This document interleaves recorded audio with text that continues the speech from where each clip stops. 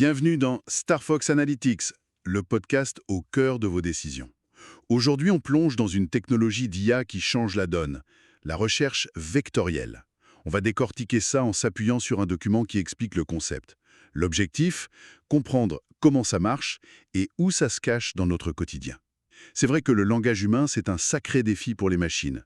Prenez un mot comme lourd, ça peut vouloir dire pesant bien sûr, mais aussi fatigant ou même pénible. Comment une machine gère cette ambiguïté? Eh bien, la recherche vectorielle, c'est une partie de la réponse. Alors, entrons dans le vif du sujet. La recherche vectorielle, c'est quoi exactement? Qu'est-ce qui la rend si spéciale? En fait, sa grande force, c'est sa capacité à saisir le sens, le contexte, au-delà des simples mots. Elle transforme le texte, mots, phrases, documents entiers en représentations numériques. Des vecteurs. Des vecteurs, comme en maths? Oui, exactement. Imaginez ces vecteurs comme des points, des coordonnées dans un immense espace où les idées similaires se retrouvent proches les unes des autres. C'est une sorte de cartographie du sens. Une carte du sens. J'aime bien l'image. Et comment on crée cette carte, concrètement? Quel est le processus? Ça se passe en trois étapes clés. D'abord, il y a la création d'embeddings. C'est vraiment l'étape fondamentale. Les embeddings? Oui, c'est la transformation du texte en ces fameuses représentations numériques denses. Elles capturent le contexte, la signification profonde des mots ou des phrases. D'accord. Et après ces embeddings? Ensuite vient la génération de vecteurs à proprement parler. Ces embeddings sont traduits en liste de nombres, les vecteurs. Et enfin, la troisième étape, c'est la comparaison. La comparaison des vecteurs entre eux. Tout à fait. On utilise des outils mathématiques pour mesurer la distance ou l'angle entre ces vecteurs.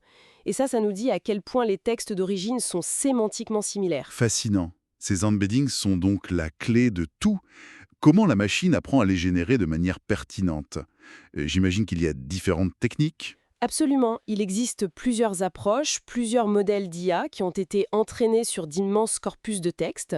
On parle de Word2Vec ou des modèles plus récents comme BERT de Google ou même GPT. BERT, GPT, oui, on entend beaucoup ces noms. Voilà, certains sont forts pour analyser les co-occurrences de mots, d'autres, comme BERT, regardent le contexte global d'une phrase. L'objectif est toujours le même, traduire la nuance du langage en coordonnées vectorielles. Il y a même des outils comme VRTeX AI de Google pour générer des embeddings qui marchent dans plusieurs langues. Très clair. Alors, une fois qu'on a ces vecteurs, ces coordonnées sur la carte du sens, comment on mesure précisément leur proximité? Vous parliez de maths. Oui, il y a principalement deux méthodes. La plus courante, c'est le cosinus de l'angle. Le cosinus. Oui. Imaginez deux vecteurs comme des flèches partant du même point. Plus l'angle entre ces flèches est petit, plus elles pointent dans la même direction, et donc plus les concepts qu'elles représentent sont jugés similaires sémantiquement. Logique. Un petit angle égale une grande similarité. Et l'autre méthode? L'autre, c'est la distance euclidienne. Là, c'est plus simple à visualiser. C'est la distance directe, à vol d'oiseau, entre les points finaux des deux vecteurs dans cet espace. Plus les points sont proches, plus la similarité est grande. D'accord. Cosinus de l'angle ou distance euclidienne. C'est assez parlant. Mais alors, cette technologie, où est-ce qu'on la croise tous les jours sans forcément s'en rendre compte? Ah, mais elle est vraiment partout. Pensez aux moteurs de recherche, comme Google, Bing et les autres. Oui. Quand vous tapez une requête, ils ne se contentent plus de chercher les mots-clés exacts. Ils utilisent la recherche vectorielle, on parle aussi de recherche sémantique, pour comprendre l'intention derrière votre question et trouver des résultats pertinents, même si les mots utilisés sont différents. Ah oui, c'est pour ça qu'on trouve parfois des pages qui ne contiennent pas exactement nos mots, mais répondent quand même à la question. Exactement. Autre exemple très courant, les systèmes de recommandation. Netflix, Amazon. Ou des produits que vous avez consultés. Et il vous suggère d'autres articles ou films dont les vecteurs sont proches dans cet espace de sens. Ça va bien au-delà des simples genres ou catégories. Et les assistants vocaux, j'imagine? Tout à fait. Les assistants conversationnels, Alexa, Siri, quand vous leur posez une question, ils la vectorisent, puis ils cherchent dans leur base de connaissances la réponse dont le vecteur est le plus similaire. Ce n'est pas une compréhension humaine, attention. Non, bien sûr, mais c'est une méthode de mise en correspondance vectorielle extrêmement efficace pour simuler une conversation pertinente. Donc, si je résume bien l'idée principale, la machine ne comprend pas le langage comme un humain pourrait le faire, avec toute la subjectivité que ça implique.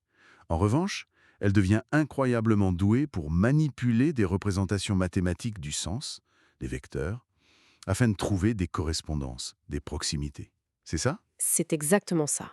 C'est une manière très puissante pour un ordinateur de traiter la complexité, l'ambiguïté du langage naturel. Elle navigue dans ce que les vecteurs capturent du sens implicite pour fournir des résultats bien plus pertinents qu'une simple recherche de mots-clés. En bref, la recherche vectorielle, c'est cette alchimie qui transforme nos mots complexes en chiffres que les machines peuvent comparer pour évaluer la similarité de sens. Voilà, elle leur donne une prise, disons, sur la proximité sémantique.